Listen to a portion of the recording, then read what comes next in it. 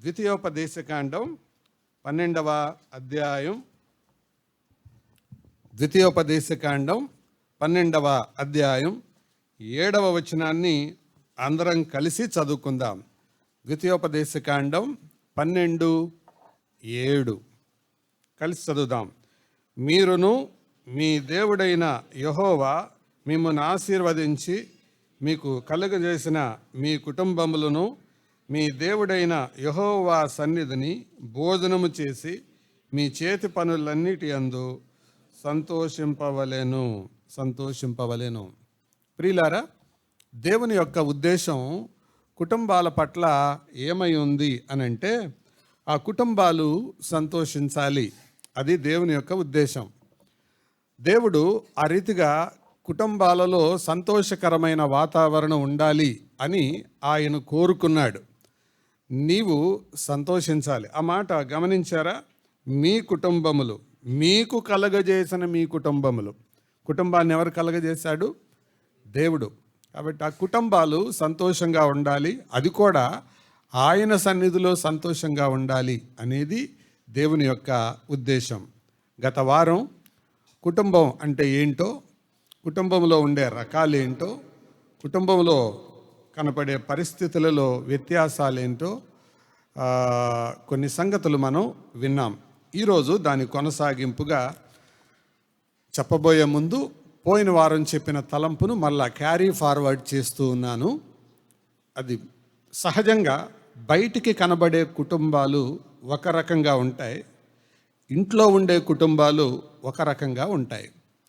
బయటికి కనబడేటప్పుడు ఆ కుటుంబాలు అవి ఫోటోలాగా కనపడతాయి, కానీ ఇంట్లో ఉండేది అసలైన ఎక్స్రే లాగా ఉంటుంది. ఆ కుటుంబ సంబంధాలు అవి అటు ఇటుగా అశాశ్వతమైనవిగా లేకపోతే అసంతృప్తికరమైనవిగా ఉంటాయి. అలా ఉండకూడదు అనేది దేవుని యొక్క ప్రగాఢమైన ఉద్దేశం. కాబట్టి దేవుడు మన కుటుంబాల పట్ల ఆయన జాగ్రత్త కలిగి ఉన్నాడు.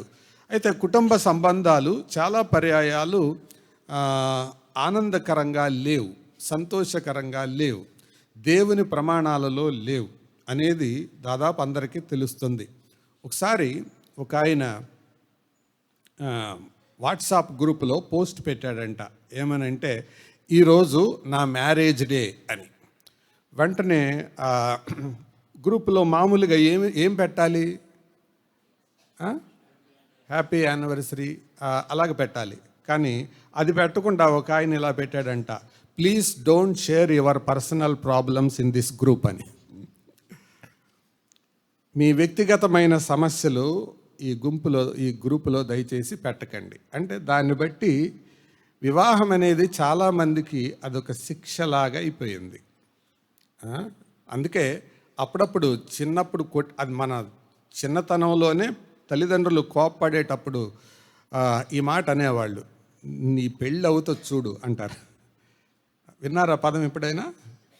నీ పెళ్ళి అవుతుంది చూడు అనేది. అంటే పెళ్ళి అవుతుంది చూడు అంటే ఏంటి దాని అర్థం? నువ్వు చెప్పింది చేయకపోతే నీ పెళ్లి చేస్తా అంటారు. అంటే పెళ్ళి అనే దానికి ఒక విపరీతమైన నిర్వచనాన్ని అప్పుడే నాటేశారు. కానీ దేవుని ఉద్దేశం అది కాదు అని మనం జ్ఞాపకం ఉంచుకుంటున్నాం. ప్రియులారా, అంతేకాదు మరొక అద్భుతమైన సంగతి కుటుంబ సంబంధాల గురించి ఒక ఆయన చెప్పాడు. అది కూడా చెబుతున్నాను.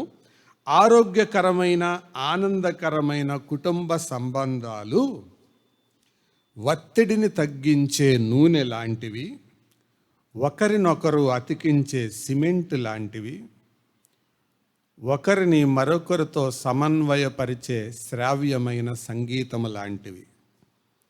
మళ్ళా చెప్తున్నాను, ఆరోగ్యకరమైన ఆనందకరమైన కుటుంబ సంబంధాలు ఒత్తిడిని తగ్గించే నూనె లాంటివి.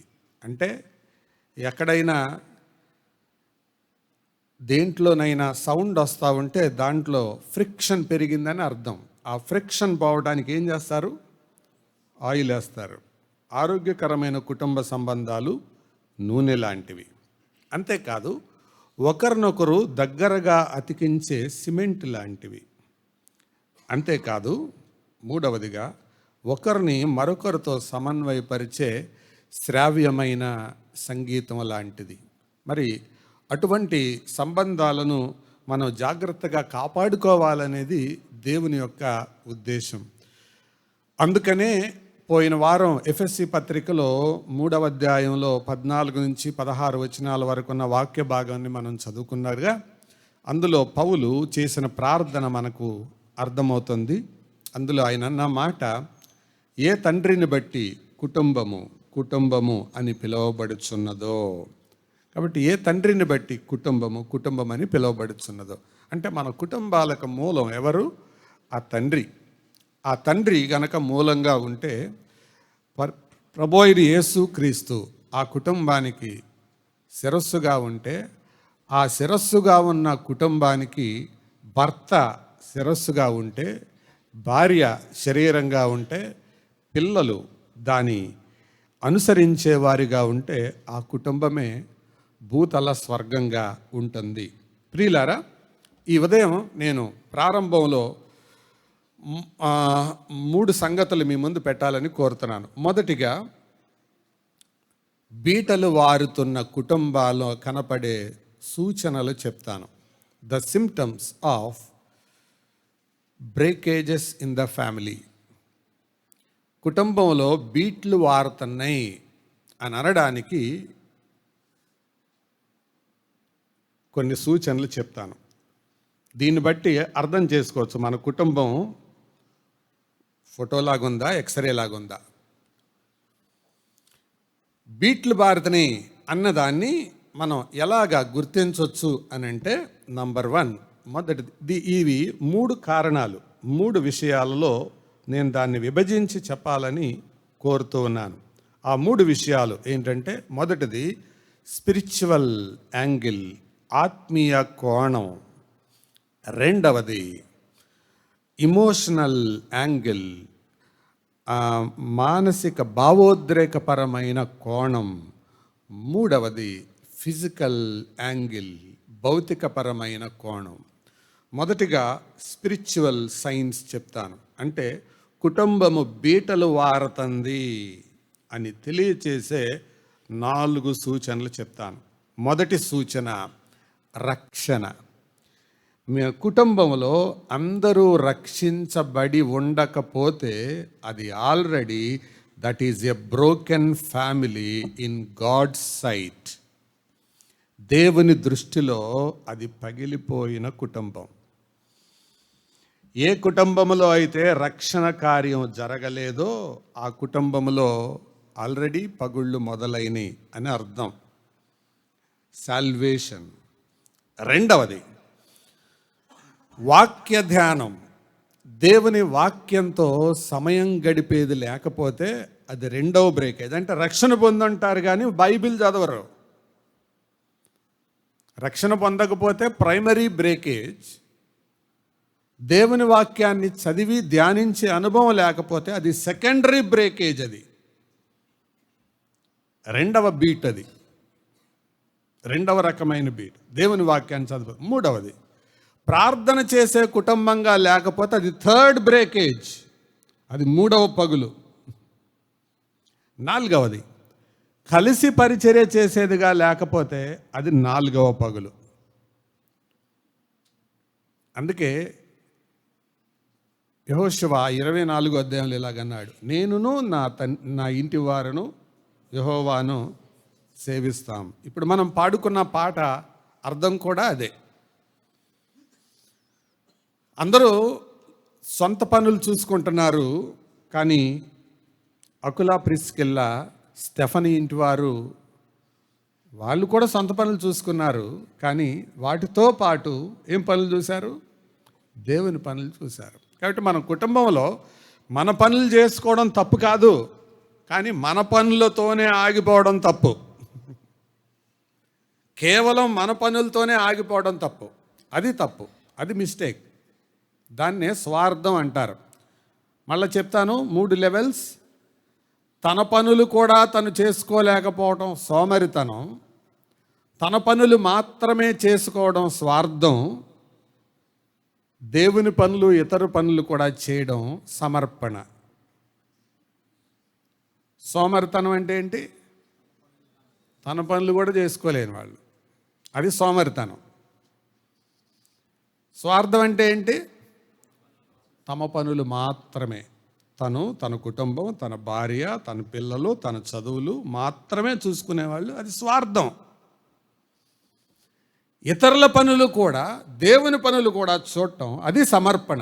చెప్పండి, మీ ఫ్యామిలీ ఏ స్టేజ్లో ఉంది? నాకు తెలియదు. ఎక్స్రే మిషన్ మీ ముందు పెడుతున్నాను, మీరే చేసుకోండి. అది సెల్ఫ్ టెస్ట్, సెల్ఫ్ ఇవాల్యుయేషన్. ఇది ఆత్మీయ జీవితంలో పగుళ్ళు. ఇమోషనల్ బ్రేకేజెస్ చెప్తాను. ఇమోషనల్ సిమ్టమ్స్ ఆఫ్ బ్రేకేజెస్ అంటే భావోద్రేకపరమైన పగుళ్ళు. ఒకటి, ప్రేమ. ప్రేమ ఇస్ అన్ ఇమోషన్. ఇది తగ్గిపోయింది నేటి దినాల్లో, ప్రేమ తగ్గిపోయింది. రెండవది, ఆప్యాయత. ఆప్యాయత తగ్గిపోయింది. మూడవది, ఓర్పు, సహనం తగ్గిపోయింది. నాలుగవది, సంతోషం తగ్గిపోయింది. ఆలోచించండి, ప్రేమ ఉండవలసినట్టుగా, ఉండవలసినంతగా ఉందా? ఎవరికాళ్ళే పరీక్షించుకోవాలి. రెండవదిగా ఆప్యాయత, ఇంటిమసీ అంటారు. ఆ ఆప్యాయత ఉండవలసినంతగా ఉందా? చాలా కుటుంబాల్లో ఇంట్లో ఉంటున్నారు అంతేగాని ఒకరికొకరికి సంబంధాలు లేవు. భార్యాభర్తల సంబంధాలు అలాగున్నాయి, తల్లిదండ్రుల సంబంధాలు అలాగున్నాయి, పిల్లల సంబంధాలు అలాగున్నాయి. ఒకసారి ఇలా ఒక చోట చదివాను. ఇదివరకటి దినాల్లో ఇంటికి వచ్చిన కొడుక్కి తల్లులు కడుపు చూసేవాళ్ళంట, ఇది ఏం తిన్నాడా లేదా అని. భార్యలు జేబు చూసేవాళ్ళంట, జేబులో ఏమున్నాయా లేవా అని. ఇప్పుడు వాళ్ళిద్దరూ కలిసి సీరియల్ చూస్తున్నారంట.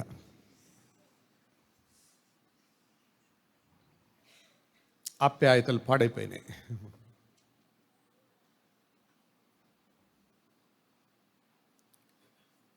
ప్రయారిటీస్ దెబ్బతినిపోయాయి. అలాంటి రోజుల్లో బ్రతుకుతున్నాం మనం. ఆప్యాయకరమైన పలకరింపులు, ప్రేమతో కూడిన, సంతోషంతో కూడిన వాతావరణం మన కుటుంబంలో లేకపోతే ఇమోషనల్ బ్రేకేజ్ వచ్చినట్టు. మూడవది, ఫిజికల్ బ్రేకేజ్, భౌతికంగా పగుళ్ళు. ఎట్లా అంటే కలిసి భోజనం చేయకపోతే, భోజనం కలిసి చేయాలి, దట్ ఈజ్ స్క్రిప్చురల్.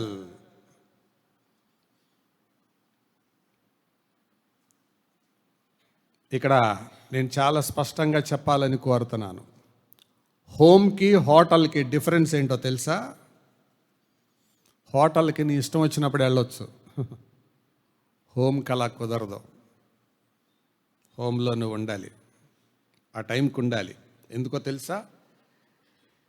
కుటుంబ కీర్తనలో రాసిన ఆయన సొలొమోను 127, 128 కీర్తనల్లో నీ భోజనపు బల్ల చుట్టూ నీ పిల్లలు ఒలివ మొక్కల వలె ఉంటారు. పిల్లలు, భార్య, భర్త ఒకే స్థలంలో కూర్చొని కలిసి భోజనం చేయలేకపోతున్నారంటే అది భౌతికంగా పగిలిపోయిందని అర్థం. నేను మీ పనులు, ఉద్యోగాలు, ప్రాధాన్యతల గురించి చెప్పడం లేదు. ప్రస్తుత దినాలలో కనీసం ఒక్కసారైనా, ఇంకంతకంటే ఎక్కువ సార్లు చేస్తే మంచిది, రోజుకు ఒక్కసారి కూడా కలిసి కూర్చొని తినలేకపోతే మీది హోమ్ కాదు, మీది హోటల్. ఎవరి టైంలో వాళ్ళు వస్తారు, తింటారు, పోతారు. అది హోటల్. హోమ్ ఎట్లా అవుతుంది? అది ఇట్స్ నాట్ హోమ్. నీ భోజనపు బల్ల చుట్టూ. అందుకే బైబిల్లో ఒక మంచి టాపిక్ ఉంది, అది నేను చెప్పడం లేదు కానీ దాన్ని ఏంటంటే గాడ్స్ టేబుల్ మేనర్స్ అని. దేవుని భోజన మర్యాదలు. భోజనం ఎలా చేయాలో చెప్పాడు. ప్రయాణం అప్పుడు ఎలా చేయాలో నిర్గమాకాండం 12వ అధ్యాయం ఉంది. తాపీగా ఉన్నప్పుడు భోజనం ఎలా చేయాలో లూకాసు వార్త 7వ అధ్యాయంలో ఉంటుంది. యోహాను సువార్త 13వ అధ్యాయంలో కూడా ఉంటుంది. తర్వాత చదువుకోండి, అది ఎంత నేను ఇప్పుడు చెప్పడం లేదు. ఆ సమయంలో చాలా మాటలు మాట్లాడవచ్చు టేబుల్. అందుకని కుటుంబంలో ఉన్న వాళ్ళందరూ దానికి స్టిక్ ఆన్ అవ్వాలి. పిల్లలు పెద్దలు అందరూ స్టిక్ ఆన్ అవ్వాలి. డాడీ ఈరోజు ముందుకు రండి, టైంకి వచ్చేయండి, మనం కలిసి భోంచేద్దాం. అది ఫస్ట్ బ్రేకేజ్. రెండవది కలిసి కూర్చోలేకపోవడం. కలిసి కూర్చునే సమయాలు ఉన్నాయి అసలు కుటుంబానికి? అలా లేకపోతే కలిసి కూర్చోవడం అంతే, జస్ట్ సిట్టింగ్. కలిసి కూర్చున్నాక దాంట్లో ఏమొస్తుంది? కలిసి సంభాషించడం, ఆ తర్వాత కలిసి పని చేయడం. కలిసి పని చేయడం అంటే అందరూ ఒకే పని చేయటం అనేది ఒక అర్థం వస్తుంది. ఒకే పని మీద డిఫరెంట్ పనులు చేయడం అనేది ఒక అర్థం వస్తుంది. పోలీస్ డిపార్ట్మెంట్లో నేరస్తులను అరెస్ట్ చేయడానికి టీమ్స్గా డివైడ్ అయ్యి వెళ్తారు.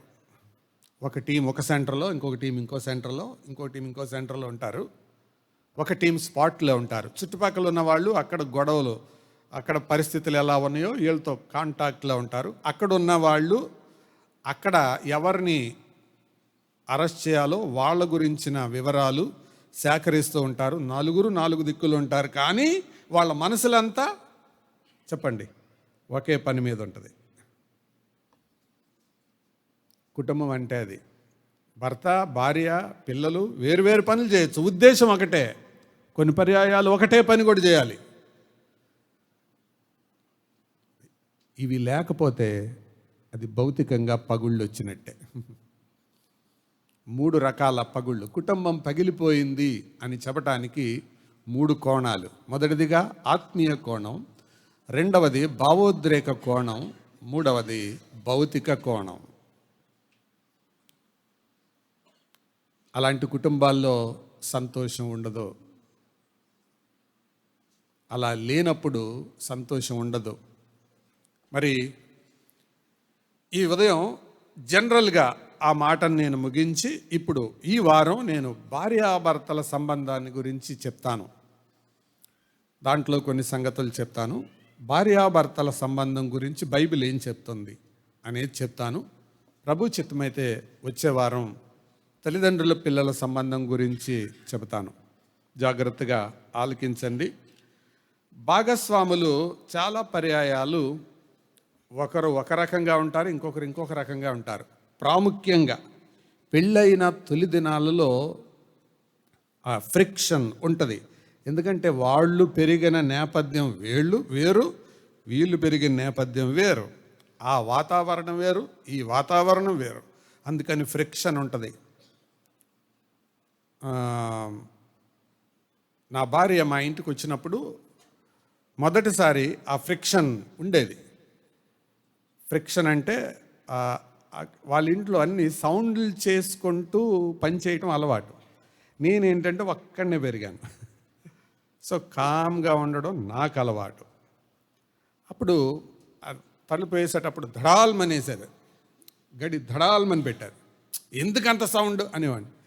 అంటే ఆలోచిస్తే వెనక్కి తిరిగి చూస్తే అది కరెక్టే వాళ్ళ యాంగిల్లో. ఎందుకు? వాళ్ళ పెంపకం అది, వాళ్ళ పద్ధతి అది, మా పద్ధతి ఇది. ఇప్పుడు ఈ రెండింటికి మ్యాచ్ అవ్వాలి, బ్యాలెన్స్ అవ్వాలి. ఏంటది? ఆవిడ తగ్గాలి, నేను అడ్జస్ట్ అవ్వాలి. ఈ రెండు జరగాలి.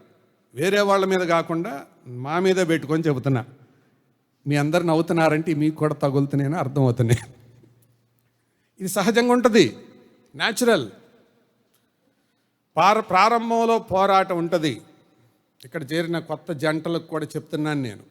ఇక్కడ 3-4 జంటలు ఉన్నారు. ఆ ఫ్రిక్షన్ ఉంటుంది. కానీ యూనిఫైయింగ్ ఫోర్స్, ఐక్యపరిచే శక్తిగా క్రీస్తు ఉన్నప్పుడు ఫ్రిక్షన్ తగ్గిపోద్ది. ఎందుకంటే 128వ కీర్తన ప్రారంభమే యెహోవాయందు భయభక్తులు. అది ఉన్నప్పుడు అడ్జస్ట్ అయిపోతుంది, సర్దుకుంటుంది. అవన్నీ పోతాయి, ఉండవు, అవి శాశ్వతం ఉండవు. అంటే సహజంగా ఇలాంటి ఫ్రిక్షన్ ఉంటుంది భార్యాభర్తల మధ్యలో. ఇటువంటివి సర్వసాధారణం. అందుకనే భాగస్వాముల్లో ఇద్దరూ సమానమైన క్రైస్తవ జీవితాన్ని కలిగి ఉండాలని దేవుని యొక్క ఉద్దేశం. ఒక్కసారి ఆలోచించి జవాబు చెబుతారా? ఒక మనిషి చక్కగా నడవాలంటే ఎడంకాలు బాగుండాలా, కుడికాలు బాగుండాలా? ఏంటో నాకు కొద్దిగా అర్థమయ్యేలా చెప్పండి. చెవుడు ఉంది, మామూలుగా కాదు, ఇలాంటప్పుడే. రెండు బాగుండాలా? సరే, రెండు బాగుండాలి. ఏది పొడుగ్గా ఉండాలి, ఏది పొట్టుగా ఉండాలి? రెండు సమంగా ఉండాలా? ఒక కుటుంబం సరిగా ఉండాలంటే భార్య బాగుండాలా, భర్త బాగుండాలా? ఒక కాలు పొడుగ్గా, ఒక కాలు పొట్టిగా ఉండి నడిచేవాడి నడక ఎలా ఉంటుంది? ఏ నడక అంటారు దాన్ని? కుంటి నడక. అలాగే భర్త ఒకలాగు, భార్య ఒకలాగు బతికే కుటుంబాన్ని కుంటి కుటుంబం అంటారు. ఇద్దరికీ సమానమైన ఆత్మీయ అనుభవాలు లేకపోతే, your family is a lame family. Lame family will be forced to be called as shame family. ఏ కుటుంబం అయితే లేమ్గా ఉంటుందో ఆ కుటుంబం షేమ్కి గురవుతుంది. అందుకు 2 అడుగులు సమంగా పడాలి. భక్తి జీవితంలో కానీ, ఆశల జీవితంలో కానీ, ఆచరణ జీవితంలో కానీ అలా ఉండాలి. అలా లేనప్పుడు అది కుంటి కుటుంబంగా ఉంటుంది.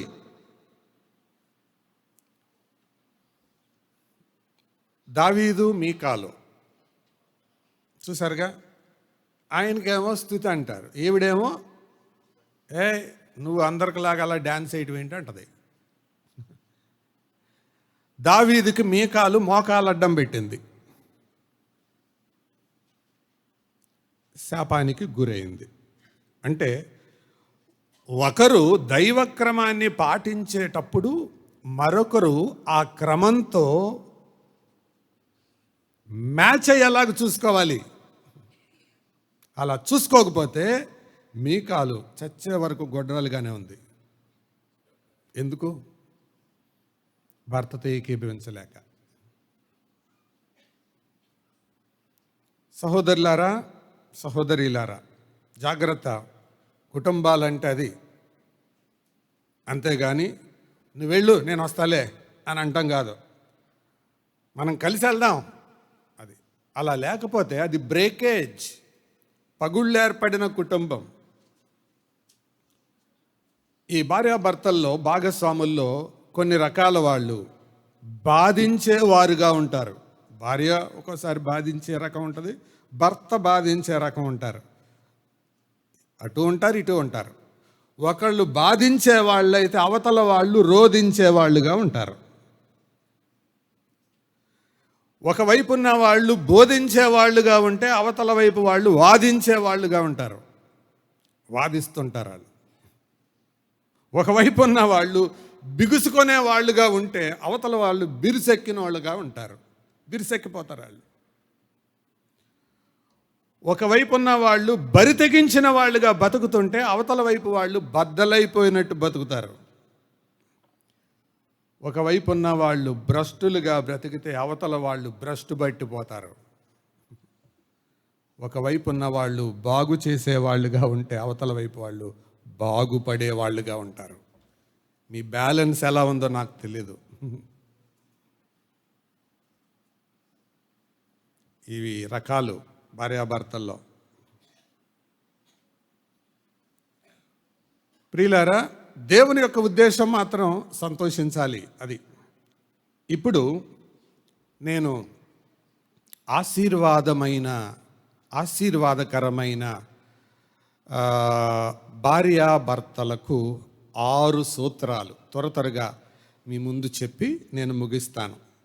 దాన్ని బట్టి మన కుటుంబాలు ఆశీర్వాదకరమైన మార్గంలో ఉన్నాయో లేదో చెక్ చేసుకోవాలి. అలా లేకపోతే ఆ స్థాయిలోకి ఎదగాలి. నంబర్ 1, మొట్టమొదటి మాట శాంక్టిఫయింగ్ రిలేషన్. చదువుదాం. ఎఫెస్సీలకు రాసిన పత్రిక, ఎఫెస్సీ పత్రిక. భార్యాభర్తల మధ్య సంబంధాలు ఎలా ఉండాలో అనేక మాటలు రాయబడ్డాయి. పౌలు రాశాడు, పేతురు రాశాడు, ప్రభువైన యేసుక్రీస్తు బోధించాడు. అందుకే పోయిన వారం 3 మాటలు చెప్పాను. కుటుంబం ఎందుకు ప్రాముఖ్యమైనది గుర్తుందా మీకు? First established institution, mostly instructed institution, frequently attacked institution. మొదట ప్రస్తావించబడినది, మొదట స్థాపించబడినది, ఎక్కువగా సూచించబడినది, తరచుగా దాడి చేయబడేది. దాని గురించే క్రొత్త నిబంధనలో ఎక్కువగా చెప్పబడింది, బోధించబడింది. భార్యలు ఎలా ఉండాలి, భర్తలు ఎలా ఉండాలి. కొలస్సీ పత్రికలో చెప్పారు, ఎఫెస్సీ పత్రికలో చెప్పారు, పేతురు పత్రికలో చెప్పారు. ఇవన్నీ మనం ఎరుగుతాం. మొట్టమొదటిదిగా ఆశీర్వాదకరమైన దంపతులుగా ఉన్న వాళ్ళల్లో ఈ సంబంధాలు ఈ క్రమంలో ఉంటాయి. Number 1, శాంక్టిఫయింగ్ relation. ఎఫెస్సీలకు రాసిన పత్రిక 5వ అధ్యాయం 22 నుండి 33 వచనాల వరకు చదువుకుందాం. 22 నుండి 33 వరకు ఉన్న వచనాల వరకు మనం ధ్యానం చేయబోతున్నాం. దాంట్లో 25వ వచనాన్ని చదువుతున్నారు. చదవండి.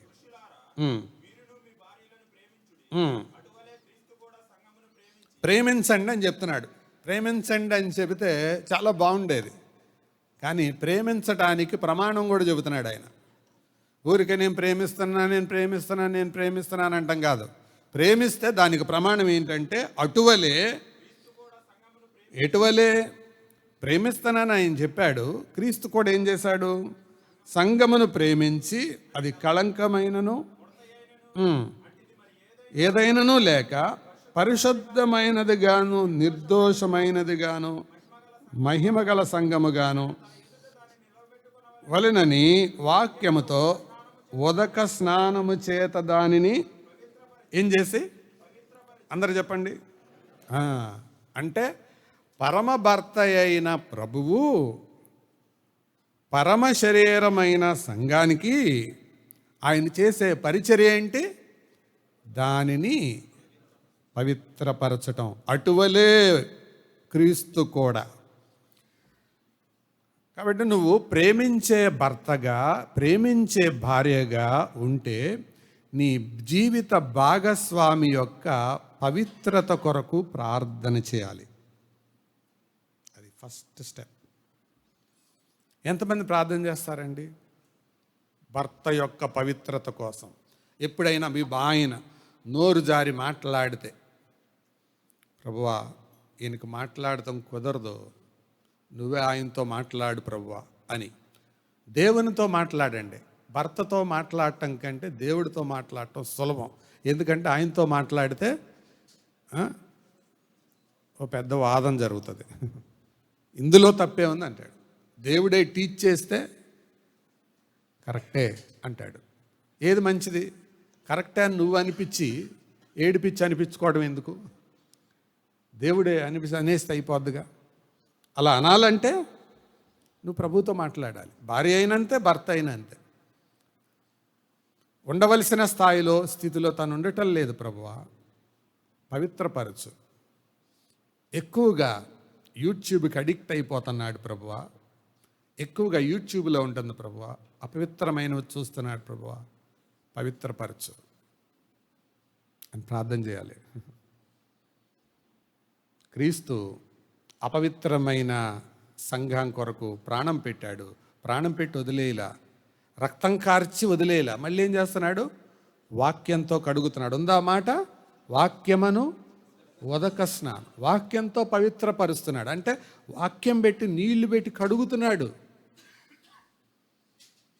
రక్షించబడిన భాగస్వామి లేకపోతే ఇద్దరు రక్షించబడిన వాళ్ళైతే ఆయన రక్త ప్రోక్షణ కిందకి మరొకరిని లాగేలాగా చూడాలి.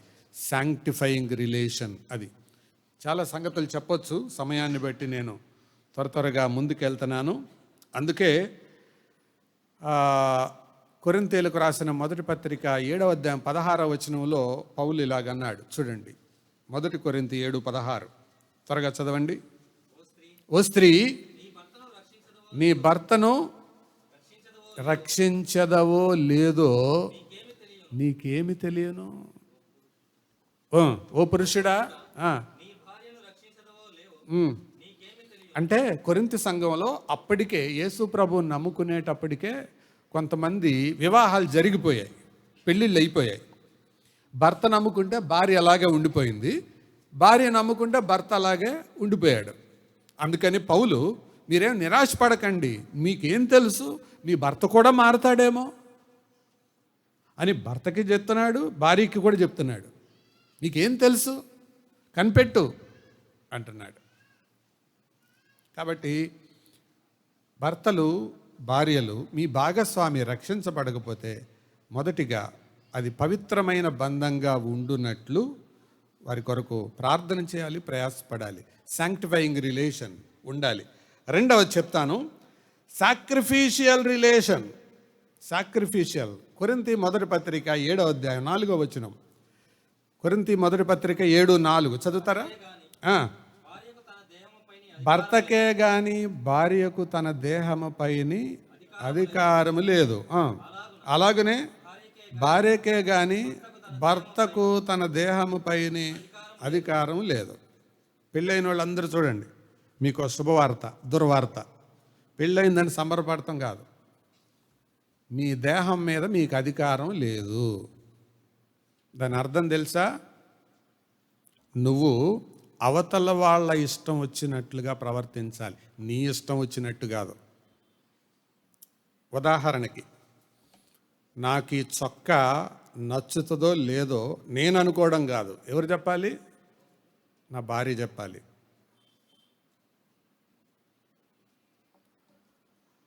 నీకు ఆ చీర నచ్చుతుందో లేదో నువ్వు అనుకోవడం కాదు, అది ఎవరు చెప్పాలి? నీ భర్త చెప్పాలి. నాకు ఇష్టం అంటే నీ ఇష్టాలు వదిలేసేయాలి. ఆయనకి ఇష్టం లేదని చేయకూడదు, ఎందుకంటే నీ దేహం మీద నీకు అధికారం లేదని స్పష్టంగా చెప్తున్నాడు. ఇద్దరికి లేదు అధికారం, అవతల వాళ్ళకే ఉంటుంది అధికారం.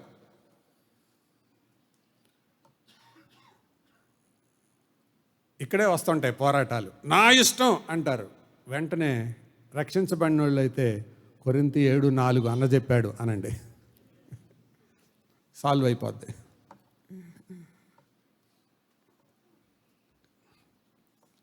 నన్ను అడిగారు అనుకోండి, బాబు నేను కాదు చెప్పింది, పౌలు చెప్పాడు అంటారు. పౌలుని అడిగాడు అనుకోండి, పౌలు ఏమంటాడు? నేను కాదయ్యా, ఈ ఆజ్ఞలు నా వల్ల కలిగినవి కాదు, 11 అధ్యాయాలు రాసే కదా, ఇవి క్రీస్తు వలన కలిగినవి అంటాడు. కాబట్టి మన దేహం, మ్యారేజ్ అయిన తర్వాత నీ దేహం మీద నీకు అధికారం లేదు. సాక్రిఫిషియల్, మరొకరు కొరకు నువ్వు సమర్పించుకుంటున్నావు. నా చిన్నతనంలో ఒక కథ విన్నాను నేను. అడవిలో దాహం కొన్న 2 ఏనుగులు నీళ్ళ కోసం వెళ్తుండగా ఒక తొట్టి కనపడింది. వెళ్తే పరిగెత్తుకుంటూ వెళ్ళి ఆ తొట్టిలో అడుగునున్నాయి నీళ్లు. ఏనుగు మామూలుగా తొండం పెడితే ఎంత లాగుతుంది అసలు? ఉన్నది కొంచెమే, అందులో ఆఖరి 4 సెంటీమీటర్లో 5 సెంటీమీటర్లో నీళ్లు మాత్రం ఉన్నాయి. ఒక్కడ కనుక పెట్టిందంటే లాగి అవతల పడేస్తుంది. అని అది తొండం పెట్టి అలాగే ఉంది. రెండోది కూడా వచ్చి తొండం పెట్టి అలాగే ఉంది. అరగంట అయింది తగ్గటల్లా, గంట అయింది తగ్గటల్లా, సాయంత్రం దాకా అలాగున్నాయి. ఏంటంటే నేను తాగితే అయిపోతాయేమోనని అవతల ఏనుగు ఆలోచిస్తూ, నా భాగస్వామికి మిగిలితే చాలు అనుకుంటాను. చాలామంది భర్తలు అట్లా ఉండరు. బయటికి వెళ్ళి ఈట్ స్ట్రీట్లో పడి ఆ చివరి నుంచి చివరికి తినేసి బేవ్ మంట తెప్పుకుంటా. పాపం భార్య ఇంటికి వచ్చే టైంకి వచ్చి నాకు తిందాం అని కూర్చుంటే, నేను తినేసి వచ్చేలే, నాకు ఆకలి వేయట్లేదు అంటాడు. నువ్వు తినేసాయి. భార్యలు ఏం తక్కువ తినలా, వీళ్ళు చాటును వండేసుకొని తినేసి ఈ పూట పచ్చడే ఉంది అనేవాళ్ళు కూడా ఉంటారు. అందుకే బైబిల్ ఇద్దరికీ ఒకే టైం చెప్పింది. భోజనపు బల్ల ఎక్సెప్షనల్ కేసుల్లో తప్పించి ఈ డిసిప్లిన్ అందరూ ఫాలో అవ్వండి, అప్పుడు తెలుస్తుంది. ఒకవేళ కొద్దిగా ఉందనుకోండి, అది కూడా ఎలా పంచుకోవాలో తెలుస్తుంది. షేరింగ్ పిల్లలకి ఎక్కడ నేర్పించాలి? ఇక్కడే నేర్పించాలి. ఒక ముద్ద తగ్గింది అనుకోండి, తగ్గడం నేర్పించండి. మీరు అప్పుడు పొయ్యి మీద పెట్టి వండితే ఆడు రేపు పొద్దున్న రాజీ పడిపోతాడు. ఏమని? ఓహో, తగ్గితే తగ్గకూడదన్నమాట.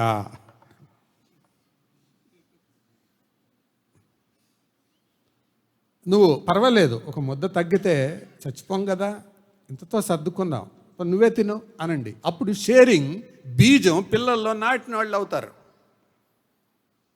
So sacrificial relation. మూడవది చెప్తాను, it's a sincere relation. Sincere అంటే నమ్మకపాత్రమైన సంబంధం, యథార్థమైన సంబంధం. మత్తయి సువార్త 19వ అధ్యాయం 6వ వచనంలో కానీ, మార్కు సువార్త 10వ అధ్యాయం 9వ వచనంలో కానీ, మలాకీ గ్రంథం 4వ అధ్యాయం 14 నుంచి 16 వచనాల్లో కానీ ఒకటే. మత్తయి, మార్కు మీరు తర్వాత చదువుకుందరు. మలాకీ గ్రంథానికి వెళ్దాం. ఎందుకంటే ఈ మలాకీ గ్రంథమే ఈ రెండిటికి కూడా కీ. చదువుదాం. మలాకీ 2:14.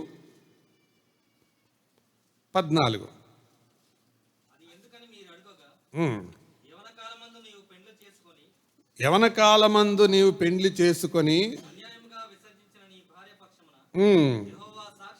యెహోవా సాక్షి ఆయన. అంటే ఒక భర్త కానీ భార్య పక్షంగా అన్యాయంగా ప్రవర్తిస్తే ఎవరు సాక్షి అవుతాడు? నీకు పెళ్లిలో సాక్ష్యం సంతకాలు పెట్టిన సాక్షులు వచ్చినా రాకపోయినా ఎవరు సాక్ష్యం పలుకుతాడు? దేవుడు సాక్ష్యం పలుకుతాడు. తర్వాత వచ్చిన మరొకరు చదవండి. కొంచెముగానైనను దైవాత్మ నొందిన వారిలో, అంటే దైవాత్మ కలిగిన వాడు అలా చేయడు. భార్యను వదిలేసి వెళ్ళిపోడు. దైవాత్మ నొందినవాడు అట్లా వెళ్ళడు. దెయ్యపాత్మ పొందినవాడు వెళ్తాడు అట్లా. దైవాత్మ కొంచెం పొందిన, ఆ మాట ఎంత బాగుందండి. కొంచెం అన్నాడా?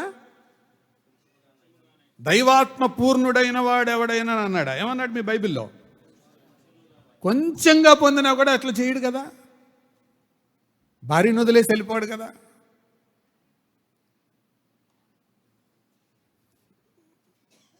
తర్వాత మాట, ఏమి జరగను? పొందవల్లని జాగ్రత్త చేసుకొని, ఏంటండి విశ్వాస, అందరూ అనండి అన్నమాట, విశ్వాసఘాతకులు. అందరూ ఒకసారి అనండి, విశ్వాసఘాతకులు. భయంకరమైన పాపం అది, విశ్వాసఘాతకం. భర్తను వదిలి మరొకరితో వెళ్ళడం, భార్యను వదిలి మరొకరితో వెళ్ళడం విశ్వాసఘాతుకం. దేవుడు అంటున్నాడు, దానికి మీ పెళ్లి చేసిన సాక్షులు, సంతకాలు పెట్టిన సాక్షులు వచ్చినా రాకపోయినా, రిజిస్ట్రార్ వచ్చినా రాకపోయినా, ఇది వాళ్ళకి తెలిసినా తెలియకపోయినా, I will testify against them, వారికి వ్యతిరేకంగా నేను సాక్ష్యం పలుకుతాను. దేవుడు ఎంత సీరియస్గా అంటున్నాడు తెలుసా? ఎంత రోషంగా అన్నాడు ఈ మాటలు తెలుసా? ఈ మాటలు అన్నాక 400 సంవత్సరాలు దేవుడు మాట్లాడలా ఇశ్రాయేల్ జనాంగంతో. మలాకీ గ్రంథం తర్వాత వచ్చిన కాలాన్ని సైలెంట్ ఇయర్స్ అంటారు, మౌన సంవత్సరాలు. దేవుడికి మాట్లాడలా. కఠినపరుచుకునే వాడితో దేవుడు మాట్లాడ్డు, ఆపేశాడు మాట్లాడటం.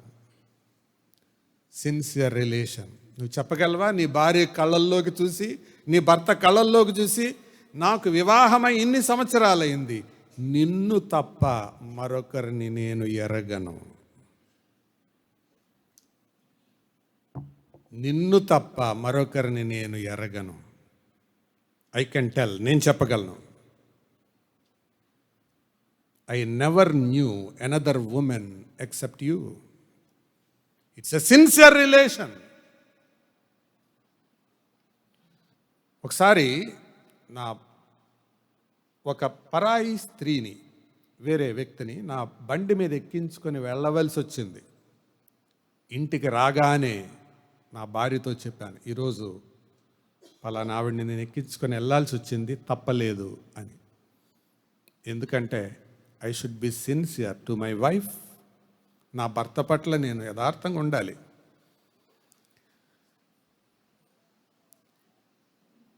ఎనభై సంవత్సరాల వయసులో బిల్లీ గ్రాహం గారు లిఫ్ట్లో ప్రయాణం చేస్తుండగా ఆయన పిఏ 28 సంవత్సరాల యవనస్తురాలు వచ్చి, sir please I will also come with you అని. వెంటనే లిఫ్ట్లో నుండి ఆయన బయటకు వచ్చేసాడు. సార్ మళ్ళా పైకి వెళ్ళి రావాలి కదా, మీరున్నారని నేను వచ్చానంటే, sorry you go, I will come later, నువ్వు వెళ్ళిపో, నేను తర్వాత వస్తాను. వెళ్ళిపోయిన తర్వాత వచ్చాడు, ఏంటి అని ఎట చేశాడని. ఆఫీస్కి వెళ్ళి కూర్చున్నాక ఈ పిఏనే మళ్ళీ వచ్చింది, ఇద్దరు ఒకే రూమ్కి వెళ్ళాలి. Open the door completely and come, తలుపు పూర్తిగా తెరిచి లోపలికి రా అన్నాడు. వచ్చింది. తర్వాత, సార్ నేను మిమ్మల్ని అడుగుదాం అనుకుంటున్నాను, ఏమనుకోవద్దు, ఎందుకు నేను లిఫ్ట్లోకి రాగానే మీరు బయటికి వెళ్ళారంటే, పెళ్లి రోజు నా భార్య చేయి పట్టుకొని కళ్ళల్లో కళ్ళు పెట్టి చూసి నేను తనతో ఒక మాట చెప్పాను, నువ్వు లేకుండా, నీకు తెలియకుండా మరొక స్త్రీతో నేను ఎప్పుడు కలిసి ప్రయాణం చేయను, కలిసి కూర్చోను. సో నేను ఇప్పుడు నీతో కలిసి లిఫ్ట్లో వస్తే ఇంకొకళ్ళు మూడో వాళ్ళు ఉంటే వచ్చేవాడిని.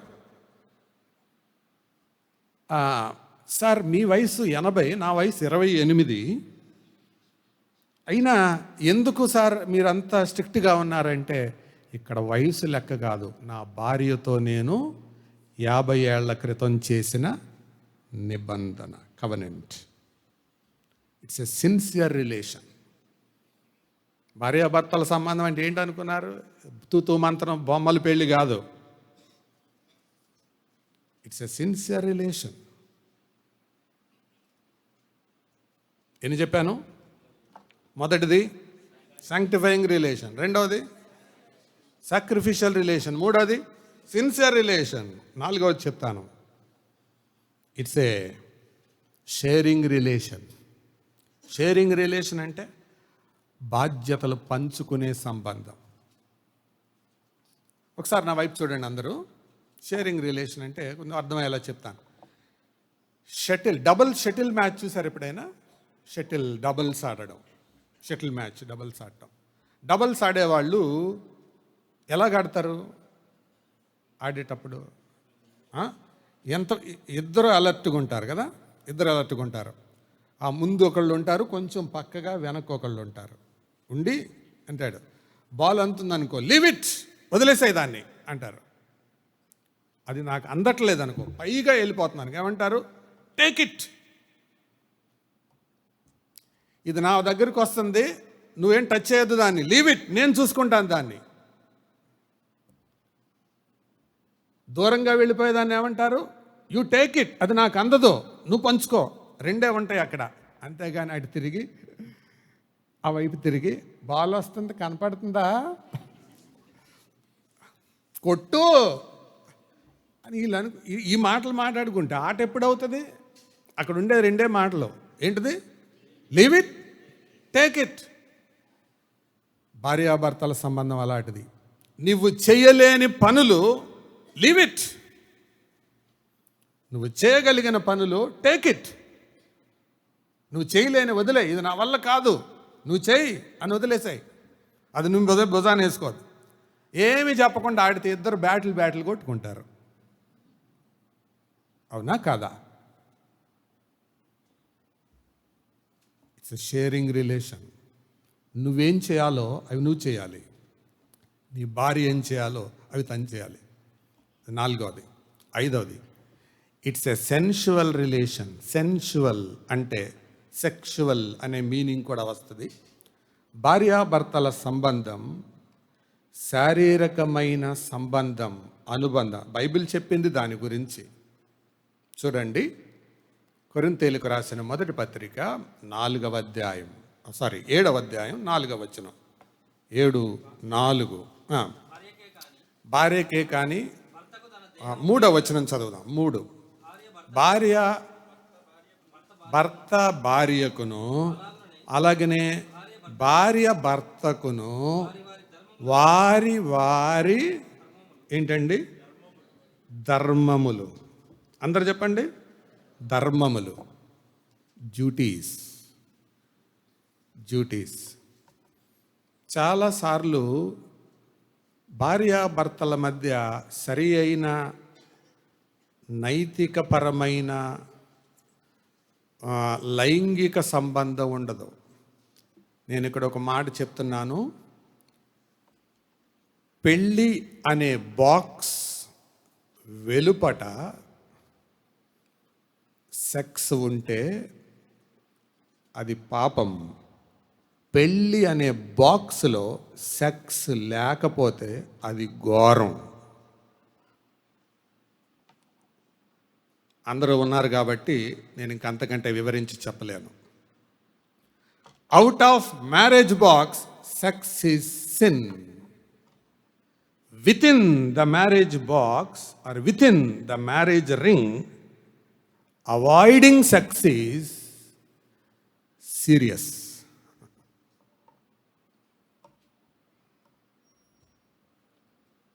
అర్థమైందా? చాలాసార్లు ఆ సంబంధాలు లేవు, అందుకనే కుటుంబ జీవితాల్లో ఓటములు కలుగుతున్నాయి. నేను చాలామంది మానసిక శాస్త్రజ్ఞుల యొక్కవి చదివాను. ఏ కుటుంబంలో అయితే భార్యాభర్తల మధ్య సరి అయిన శారీరక సంబంధం ఉండదో ఆ కుటుంబంలో వాళ్ళు ఓడిపోయినట్లుగా, విసిగిపోయినట్లుగా, తల తీసేసినట్లుగా, అవమానకరంగా ఫీల్ అవుతుంటారు. బయటికి చెప్పుకోలేరు అది. మళ్ళీ చెప్తున్నాను, అవుట్ సైడ్ బాక్స్కి అవుట్ బయట, రింగ్కి బయట సెక్స్ పాపం, లోపల అవాయిడింగ్ సెక్స్ అంటే దాన్ని తప్పించుకోవటం ఘోరం. It's a sensual relation. అంతకంటే నేను ఎక్కువ చెప్పలేను. చివరి మాట చెప్పి నేను ముగిస్తాను.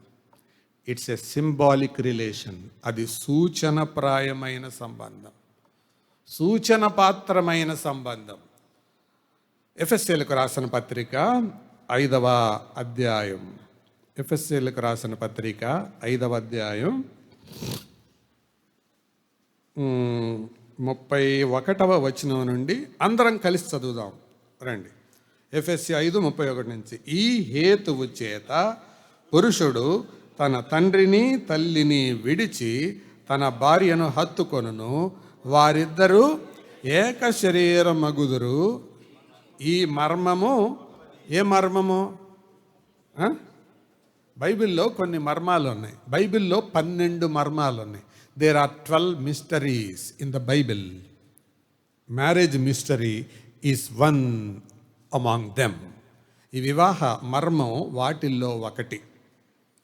ఏంటి మర్మమయ్యా పౌలు? ఏమంది? పెళ్ళి అయింది, బ్యాండ్ మేళం ఉంది, దేవరిని దీవెనలు పాడారు, ఫస్ట్ నైట్ అయింది, పెళ్ళి అయింది.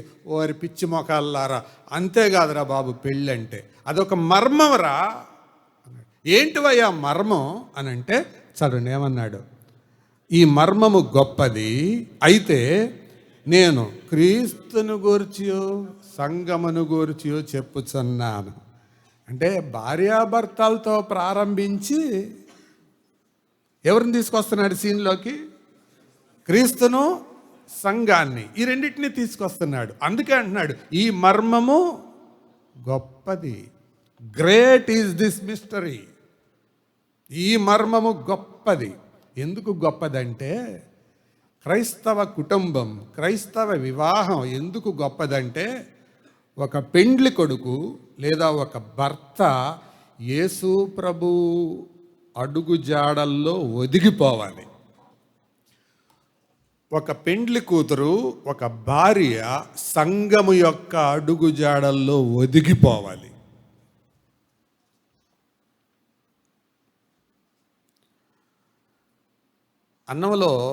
అన్నం సరిగ్గా ఉడికిందా లేదా అని తెలుసుకోవడానికి సగం కుండ ఖాళీ చేసి ఉడికింది అని చెప్పరు ఎవరో.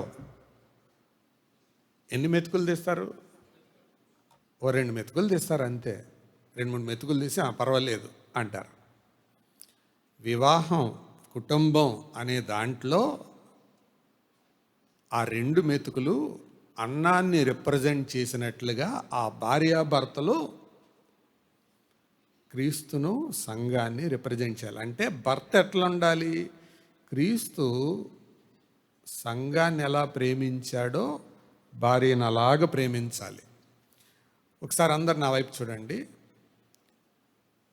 సంఘం మంచిదైతే దేవుడు ప్రేమించాడా? ప్రేమించలా.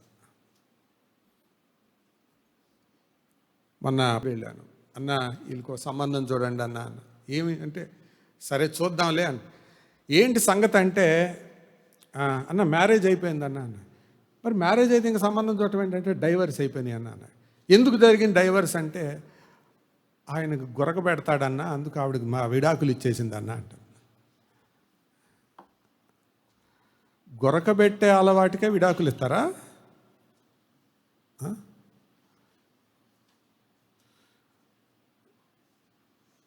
భార్యాభర్తల సంబంధం అంటే అలాంటి. ఆయనకు గురగబెట్టే అలవాటు ఉంది. ఆవిడికి ఎన్ని అవలక్షణాలు ఉన్నాయి. ఆవిడికి టీ పెడతాం కూడా రాదంట. మరి ఇంటి దగ్గర ఏమి నేర్చుకొని వచ్చిందో. ఇలాంటి మా వల్ల కాదులేండి, వదిలేసేయండి అని చెప్పాను.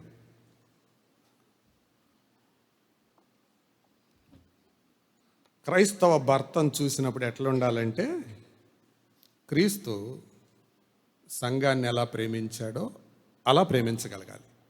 సంఘము క్రీస్తుకి ఎలా లోబడిందో అలా ప్రేమించగలగాలి. ఏ భార్య భర్త అయితే ఈ ప్రమాణాలకు తగినట్లుగా బ్రతుకుతారో వాళ్ళు ఆదర్శ దంపతులు. అంతేగాని చెంపలు రాసుకొని ఫోటోలు దిగేవాళ్ళు, చేతుల మీద వేసుకొని ఫోటోలు, వాళ్ళు కాదు ఆదర్శ దంపతులు. అర్థమైందా? కొంతమంది ఏం ఫోజులు ఇస్తారులే ఫోటోలు అనేటప్పటికీ. కూల్ డ్రింక్ బాటిల్ పెట్టి అటొక స్ట్రా ఇటొక స్ట్రా వేసి ఇద్దరు అందులోనే బీరుతారు. ఆ తర్వాత పెళ్ళయ్యాక ఒక్కడి వాసన ఒకటి గిట్టదు. ఏంటది? అది వేషం, అది ఫోటో, ఇది ఎక్స్రే. ఇది కాదు ఆదర్శ దంపతులు. ఆదర్శ దంపతులు అంటే యేసు ప్రభు సంఘాన్ని ఎలా ప్రేమించాడో. ఇట్ ఈజ్ ఇంపర్ఫెక్ట్ అయినా ప్రేమించాడు. సంఘం ప్రభువుకి ఎలా లోబడింది? ఆయన నమ్ముకుంటే శ్రమలు వస్తున్నాయి అయినా లోబడింది. శ్రమలు వచ్చినా లోబడింది సంఘం. లోపాలున్నా ప్రేమించాడు క్రీస్తు. మీ కుటుంబం అలాంటిదిగా లేకపోతే మీరు ఆదర్శ దంపతులు కాదు. ఫోటోకి సరిపోవచ్చు, వీడియోకి సరిపోవచ్చు, వాక్యానికి సరిపోరు. అర్థమైందా? So symbolic relation. చివరిగా ఇక్కడి నుంచే చాలా ఆసక్తిగా వింటున్నారు అందరూ. రక్షణ పొందిన వాళ్ళు ఉన్నారు. ఇక్కడ క్రీస్తుని గురించి సంఘమును గురించి చెప్పుచున్నాను అన్నాడే. ఈ మాట అన్నప్పుడు దాని ఉద్దేశం ఏంటో తెలుసా? క్రీస్తు వరుడు, నువ్వు వధువు. మరి నువ్వు సిద్ధమేనా? ఆయనకు భర్త అనే బిరుదు ఉంది. ఎక్కడుందో తెలుసా? చూడండి త్వరగా. యెషయా గ్రంథం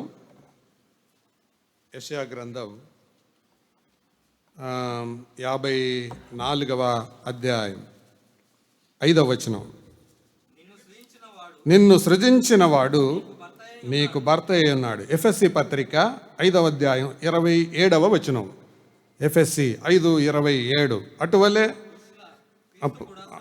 అటువలే క్రీస్తు కూడా సంఘమును ప్రేమించి, అది కలంకమైనను ముడతైనను అటుది మరి ఏదైనను, అంటే ఆయన రక్తం కార్చాడు. నేను చెప్పదలిచిన మాట యెషయా 54:5 ఏం చెప్తుంది? He is the creator. FSC 5:22 నుంచి ఏం చెప్తుంది? He is the redeemer. ఆయన ఎవరు? సృష్టికర్త. నిన్ను సృష్టించిన వాడు నీకు భర్త అయి ఉన్నాడు. అందుకే పెళ్లి గురించి ఒక 25 ఏళ్ల క్రితం ఒక పాట రాశాను నేను. అందులో ఆఖరి చరణం ఇలా ఉంటుంది: క్రీస్తేసే వరుడుగా, సంగమే వధువుగా, మధ్యాకాశమున పరిణయమాడగా, నమ్ముము క్రీస్తుని నీ రక్షకునిగా, చేర్చబడు తన సంఘములో ఒకరిగా. క్రీస్తేసు వరుడు, నువ్వు వధువు. ఆయన రాబోతున్నాడు. ఆయన నమ్ము, సంఘములో చేర్చబడు. అలా లేకపోతే ఆయన 3వ అవతారం ఎత్తుతాడు. మొదటి అవతారం ఏంటి? క్రియేటర్. 2వ అవతారం ఏంటి? రిడీమర్. 3వ అవతారం ఏంటి? చదువుదాం రండి. సామెతల గ్రంథం 6వ అధ్యాయం 34వ వచనం. సామెతలు 6:34.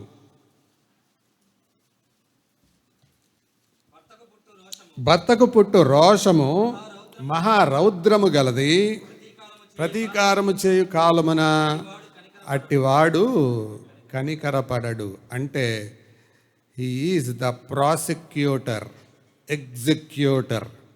తీర్పు తీరుస్తాడు. కుటుంబ అవసరతలు సరిపోక ఒక ఆయన కువైట్ వెళ్ళాడు. భార్య పిల్లలకి డబ్బులు పంపిస్తూ ఉంటే, ఈ భార్య భర్త ఎందుకు వెళ్ళాడో ఇదంతా మరిచిపోయి ఆ ఊరిలో ఒకటితో అక్రమ సంబంధం పెట్టుకుంది. ఇది ఆయనకి ఎవరో ఫోన్ చేసి చెప్పారు. ఆయన ఊరి నుంచి హుటాహుటిగా వచ్చాడు. ఇంటికి వచ్చేటప్పటికి పిల్లలు ఒక్కళ్ళే ఇంట్లో ఉన్నారు. వాళ్ళే వండుకుంటున్నారు. రక్తం మరిగిపోయింది. ఏం ఎరగనట్లుగా కూర్చున్నాడు.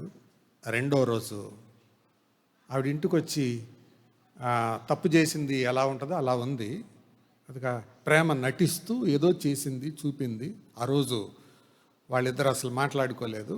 ఆ తర్వాత రోజు హడావుడిగా ఎవరితో అయితే సంబంధం ఉందో అక్కడికి వెళ్ళింది.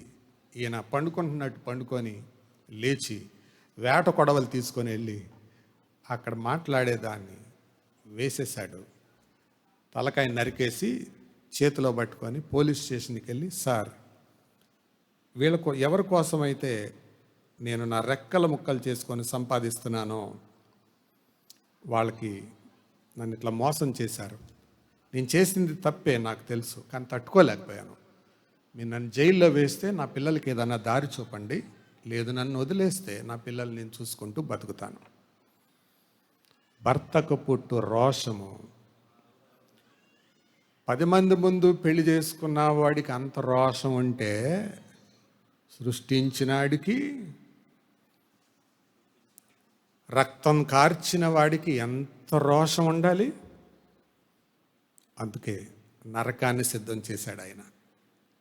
ఎవరైతే ఆయన భర్తగా అంగీకరించరో నరకానికి వెళ్ళకముందు భూలోకంలో శ్రమల కాలాన్ని సిద్ధపరిచాడు. శ్రమల కాలంలోనే దిమ్మ తిరిగి బొమ్మ కనపడుతుంది. ఇక నరకంలో పడితే చెప్పలేం. ఇంకా యేసు ప్రభు నమ్మనోళ్ళు ఉన్నారు ఎవరైనా ఉంటే జాగ్రత్త. ఆయన నీకు సృష్టికర్త, ఆయన నీ విమోచనకర్త. అంగీకరించకపోతే ఆయన నీకు లయకర్త. He's going to become an executor, prosecutor. క్రియేటర్గా అంగీకరించి రిడీమర్గా యాక్సెప్ట్ చేస్తే నీకు జీవితాంతం పార్ట్నర్గా ఉంటాడు ఆయన. లేకపోతే ఆయన నీకు ఎగ్జిక్యూటర్గా మారతాడు. తల వంచండి, ప్రార్థన చేసుకుందాం. ప్రార్థన.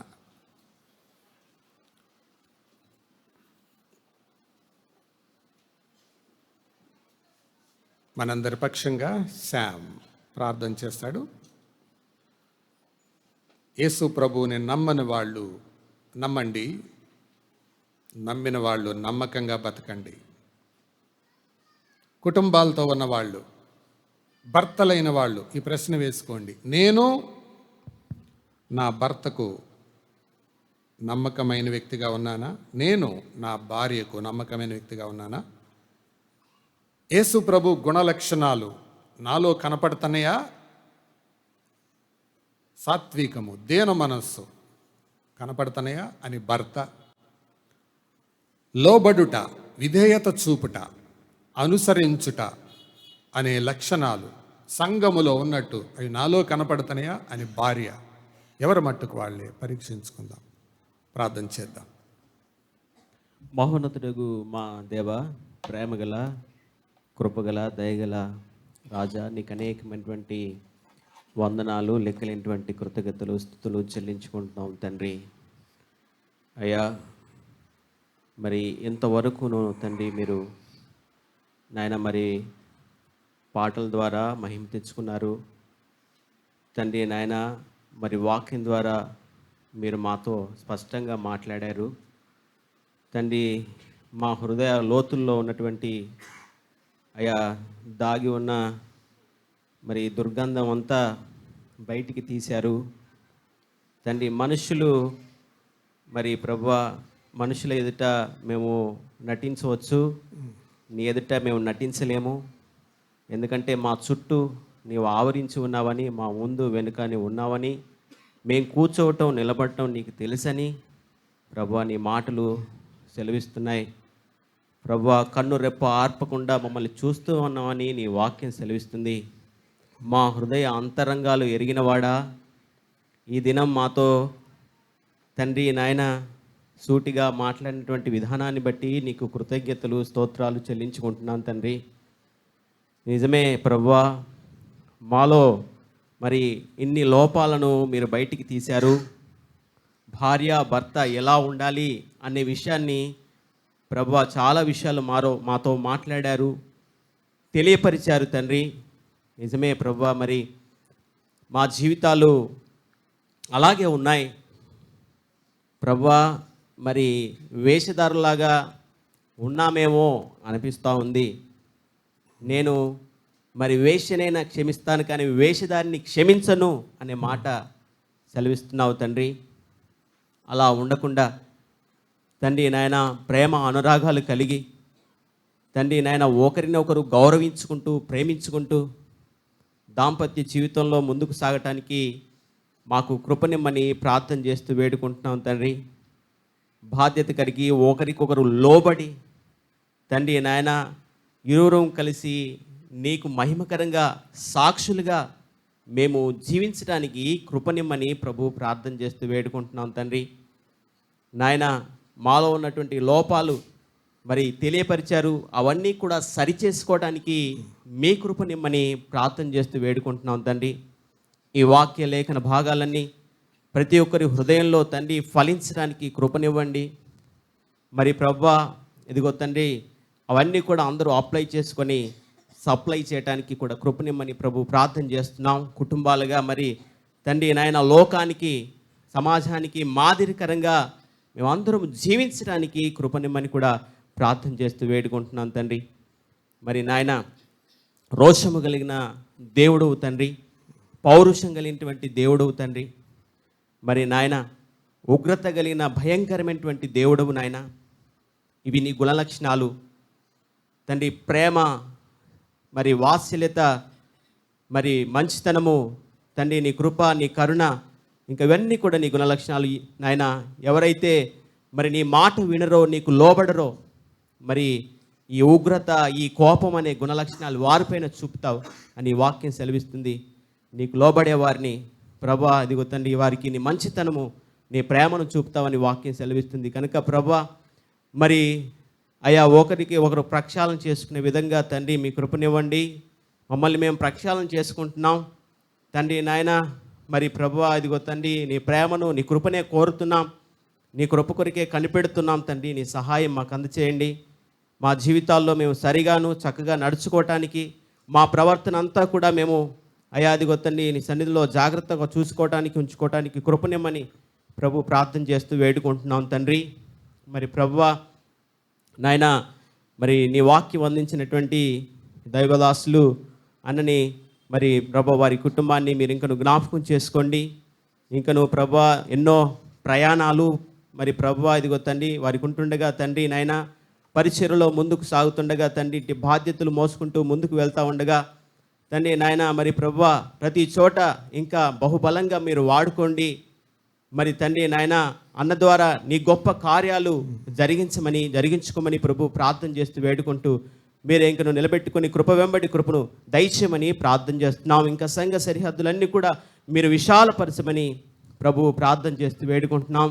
మరొకసారి నాయన మరి యెహోవాని సంఘాన్ని బట్టి స్తుతులు చెల్లించుకుంటున్నాం, కృతజ్ఞతలు చెల్లించుకుంటున్నాను. ఎందుకంటే మరి మంచిర్యాల ప్రాంతంలో తండ్రి మరి ఇదిగో తండ్రి ప్రభు ఇదిగో తండ్రి సంఘం కోసం ఇచ్చిన సాక్ష్యాన్ని బట్టి కృతజ్ఞతలు చెల్లించుకుంటున్నాం. మరి ఎంతో క్రమంగా మరి నడిపించారని అక్కడ తెలియపరిచారు. ఆ ప్రాంతం అంతా ఈ సువాసన వెదజల్లింది, సాక్ష్యము తండ్రి నాయన విస్తరించింది. అందుని బట్టి కూడా కృతజ్ఞతలు చెల్లించుకుంటున్నాం.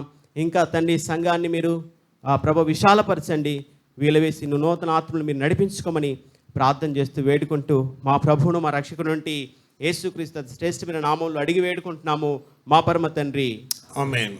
తండ్రి, కుమార, పరిశుద్ధాత్మ దేవుని తోడు, కాపుదల, భద్రత మనలో మనతో ఉండి ఆశీర్వాదకరమైన ఆదర్శకరమైన కుటుంబంగా ఈ లోకంలో బ్రతుకున్నట్లు సహాయం చేసి నడిపించునుగాక. ఆమేన్.